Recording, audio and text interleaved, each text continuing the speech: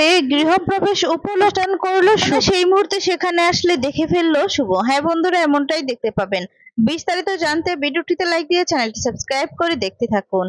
গল্পের শুরুতেই দেখা যাবে ডোনাকে বলে, কি দেখছিস, চল হাতে হাতে সবাই মিলে কাজ করলে হাতে মানে সবটা কিন্তু পরিষ্কার হয়ে যাবে। আর তখন ডোনা চাবিটা নিয়ে নেয় শুভ থেকে আর বলে, আমি উপরের ঘরটা ঘুরে দেখবো, যেই ঘরটা পছন্দ হবে সেই ঘরটা আমি নিব। এই বলে দেখা যাবে চলে যায়। আর এদিকে তখন দেখা যাবে হীরক বলে যে, এটা কেমন মেয়ে, তুই কি রে শুভ, তুই তো কিছু বললি না। আর তখন দেখা যাবে রঞ্জিনী বলে, এই মেয়েটা সবসময় বাড়াবাড়ি করে।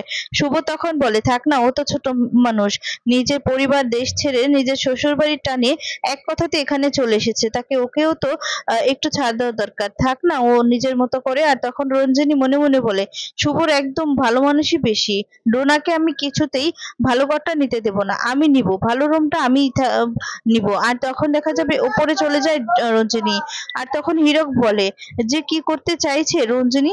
রঞ্জিনীও তো ডোনার পিছন পিছন চলে গেল। এখন এদিকে শিরিন তখন বলে, ওই তো সবাই চলে এসেছে। তারপর শুভ এগিয়ে যায়।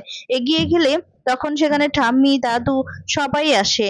তাদেরকে দেখে খুব খুশি হয়ে যায়। আর সবাই এত বড় বাড়ি দেখে অবাক হয়ে তাকিয়ে থাকে। শুভ এগিয়ে গেলে কেশবকে দেখতে পেয়ে তখন বলে, কেশব সোনা, তুমি ঠিক আছো তো? আর মাকে ছেড়ে তুমি কেমন ছিলে? বলে, হ্যাঁ হ্যাঁ। কেশব কিন্তু এই কটা দিন একটুও জ্বালায়নি। পূরবী তখন বলে, ইন্ডিয়ার কি অবস্থা, কি কালচার, গাড়ি এরকম এরকম ভাবে নাচছিল, ভালো লাগে না, এখানে থাকতে হবে। আর তখন দেখা যাবে শুভ শ্বশুর বলতে থাকে, আমার তো বেশ লাগছে শুভ, এই সবকিছু তোর জন্য হয়েছে। দাদু তখন বলে, শুভ রে, এই সবকিছু তোর জন্য হয়েছে। তখন রিদ্ধি বলে, আচ্ছা শুভদি, ডোনা কোথায়?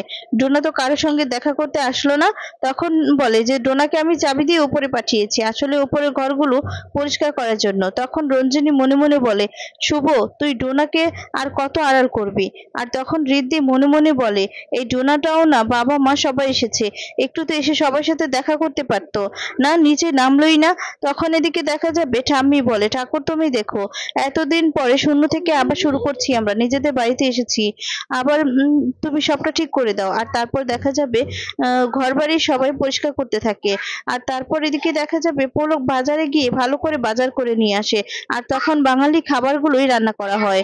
এরপর দেখা যাবে সবাই খাবারগুলো খেতে থাকে আর বলে, খুব ভালো লাগছে খাবারগুলো, এরকম খাবার কিন্তু আমাদের আমেরিকাতে পাওয়া যেত না, কি বলো? এই সমস্ত কিছু কিন্তু শুভর জন্যই হয়েছে।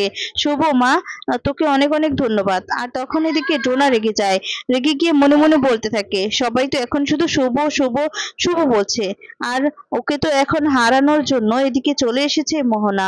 আর তখন বলে, ওকে তো হারাবেই। এরপর দেখা যাবে কিছু একটা নিয়ে আদি চিন্তা করতে থাকে। এদিকে আদিকে মানে আদি যখন চিন্তা করে তখন শুভ বুঝতে পারে কিছু একটা নিয়ে চিন্তা করছে। তখন বলে, আদি কি ভাবছো? আর তারপর দেখা যায় আদি বলতে থাকে, সেদিন তুমি বললে না যে একটা গাড়ি নাকি তোমাকে ফলো করছে, আমারও আজকে বাজারে যাওয়ার পর মনে হলো জানো তো, যে একটা গাড়ি আমার পিছন পিছন, কিন্তু তখন পিছন তাকিয়ে দেখতে পেলাম নেই। এরপর শুভ বলছে, তাহলে কিসের গাড়ির কথা বলছো? সেই গাড়িটা কালো, গাড়িটা কি কালো কালার? আর তখন বলে, হ্যাঁ একদম ঠিক কথাই বলেছো, গাড়িটা কিন্তু কালো কালার। আর তখন বলে, আমার মনে হচ্ছে যে আমাদেরকে ফলো করছে। আর তখন দেখা যাবে আদি বলে, তার মানে তুমি ওই কালো রঙের গাড়িটাকেই সন্দেহ করছো, তাই তো? তখন শুভ বলে, জানো তো, আমার মনে হচ্ছে, আমার মন বলছে যে ওই গাড়ির ভিতরে কিছু একটা রহস্য আছে, এবার থেকে গাড়িটা দেখলে আমরা ওই গাড়িটাকে ফলো করব। এরপর দেখা যাবে এদিকে ডোনা মোহনার সাথে কথা বলছিল। আর তখন বলে যে, আচ্ছা এখানে কিন্তু শুভ শুভ করে যাচ্ছে সবাই, তুমি তো কিছু করতেই পারলে না। আর তখন মোহনা বলছে যে, তুমি শুধু ওদিকের খবরটা নিয়ে যাও, তুমি তো জানোই তোমার জায়গাটা রাখার জন্য কিন্তু তোমাকে এই কাজগুলো করতেই হবে। আর তখন ডোনা বলে, আমি আমার পরিবারকে ডিস্ট্রয় করেছি তোমার জন্য। তখনই সেখানে রিদ্ধি চলে আসে আর ডোনার দিকে তাকায়। তখন ডোনা মনে মনে বলে, এই রে, সবকিছু আবার বোঝা যায়নি তো রিদ্ধি, এবার কি করব আমি, সবটা জেনে গেল। তখনই রিদ্ধি এদিকে বলতে থাকে যে, কি ব্যাপার ডোনা, তুমি কার সাথে এই সময় কথা বলছো?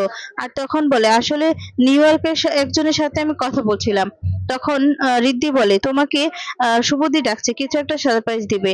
আর তখন বলে ভাগ্যিস কিছু শুনতে পাইনি, এই বলে সেখান থেকে চলে যায়। রিদ্ধি তখন মনে মনে বলে ডোনা কার সাথে কথা বলছিল, আচ্ছা পরিবারকে আবার ডিস্ট্রয়ের কথা বলছিল, মনে হচ্ছে আমাদের পরিবারের এই অবস্থার পিছনে ডোনা নেই তো, না ওর জন্য এরকম ভাবে কোনো কিছু তো না থাকতে পারে।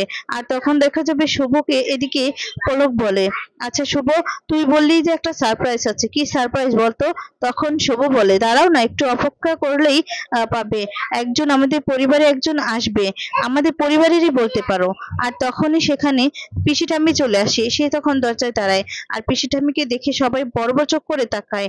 এদিকে তখন দাদু অবাক হয়ে যায়, দাদুকে তখন পলক বলে যে বাবা পিসিমা এসেছে। তখন দাদু এসে দাঁড়ায় আর তারপর দেখা যাবে ঠাম্মিকে দরজার সামনে দাঁড়িয়ে থাকতে দেখে দাদু তখন বলে যে তুই, দেখা যাবে এদিকে শুভ খুশি হয়ে যায়। শুভ তখন পিসি ঠাম্মির কাছে যায় আর গিয়ে বলে পিসি ঠাম্মা তোমাকে শুভ স্বাগতম আমাদের বাড়িতে। আর তারপর বলে সবকিছু তো তোর জন্যই হয়েছে মা। আর তারপর দেখা যাবে পিসি ঠাম্মিকে দেখে সবাই অবাক হয়ে যায় আর শুভ পিসি ঠাম্মিকে নিয়ে বাড়ির ভিতরে ঢুকে। এরপর পিসি ঠাম্মি দাদুকে ছবিটা দিয়ে বলতে থাকে নে দাদা বাবা মায়ের ছবি, তোকে এর থেকে মানে এর থেকে ভালো উপহার দেওয়ার মতো আমার কাছে কিছু নেই। পুলক তখন বলে পিসিমা আপনি দাঁড়িয়ে আছেন কেন, আসুন বসবেন। আর তখন দেখা যায় পিসিমণি বলে যে আচ্ছা আমি কি তোদের পর, আমাকে আপনি করে বলছিস? আর বলে আমাকে তুমি করে বলতে পারিস না? হ্যাঁ আমাকে ভাববি কি করে, কারণ কারোর সঙ্গে তো আমার যোগাযোগ ছিল না। আর তখন দেখা যায় শুভ বলে সব ভুল বোঝাবুঝি মিটিয়ে আমরা এবার সবাই এক হব, এক পরিবার হয়ে থাকবো, আর ভুল বুঝবো না। আর তখন এদিকে দেখা যাবে দাদু কাঁদতে থাকে আর বলে আমার ভুল হয়ে গিয়েছে বোন, আমি তোকে ভুল বুঝেছিলাম, আমাকে ক্ষমা করে দে। আর তখন দেখা যাবে বলতে থাকে পিসি ঠাম্মি বলে দাদা অন্যায় তো আমি করেছি, আমি একা ছিলাম বলে বাবার কাছে তো তোকে যেতেও দেইনি, বাবার কাছে পর্যন্ত তোকে ঘেঁষতে দেইনি, বাবার লাশটা পর্যন্ত দেখতে দেয়নি, তুই আমাকে ক্ষমা করে দে দাদা। এই বলে পিসি ঠাম্মি কাঁদতে থাকে আর ওদিকে তখন সবাই কষ্ট পায়।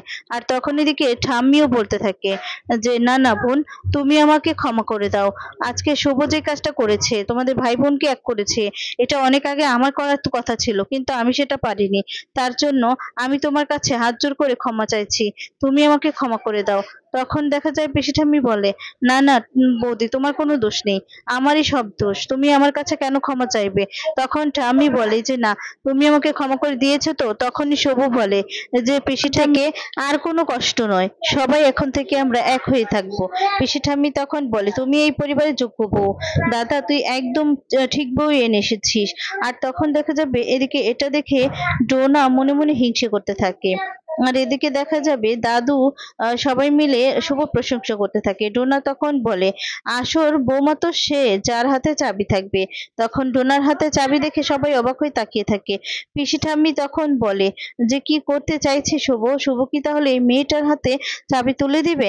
আর তখন দেখা যাবে চাবিটা কেড়ে নেয় শুভ, চাবিটা ছিনিয়ে নিয়ে তখন বলে হ্যাঁ ঠিকই বলেছিস, আসল তো সে যার কাছে চাবিটা থাকবে এই বাড়ি, তাই তো? তাই এই বাড়ির যোগ্য মানুষের হাতে এই চাবিটা দেওয়া উচিত। আর তখন দেখা যাবে ডোনা বলে শুভদি তুমি একদম আমার মনের কথাটাই বলেছো। তখন পিসি ঠাম্মি মনে মনে তো ভয় পায় আর বলে এই মেয়েটার কাছে চাবি থাকবে না তো।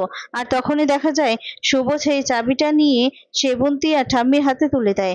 আর সেই মুহূর্তে শুভর ফোনে একটা ফোন আসে, শুভ তখন ফোনে কথা বলতে থাকে, স্বপ্না ফোন করে আর তখন বলে শুভদি তুমি এখন একটু হসপিটালে আসতে পারবে? তখন বলে কেন কিছু হয়েছে? আর বলে জানো তো দাদার অ্যাক্সিডেন্ট না, কোনো অ্যাক্সিডেন্ট নয়, এটা হচ্ছে একটা খুন, কেউ ইচ্ছে করে এটা ঘটিয়েছে, তুমি কি একটু আসতে পারবে? তখন শুভ বলে কি বলছিস তুই, আমি এক্ষুনি আসছি, এই বলে চলে যায়। এদিকে দেখা যায় স্বপ্না রাস্তা দিয়ে হাঁটতেছিল আর তখনই দেখা যাবে এদিকে শুভ আর আদিও বেরিয়ে যায় আর বেরিয়ে তখন বলতে থাকে জানো তো এই ঘটনা, মানে এই সাথে এই ঘটনাটা কেউ ইচ্ছে করে ঘটিয়েছে, এটাই বললো। আর যাই হোক না কেন আমাদেরকে তো হেল্প করতে গিয়ে এমনটা হয়েছে তাই না, আমাকে যে করেই হোক জানতেই হবে। আর এদিকে যখন স্বপ্না রাস্তা দিয়ে যখন হাঁটতেছিল তখন স্বপ্নাকে কেউ পেছন থেকে আঘাত করে গায়েব করে দেয়।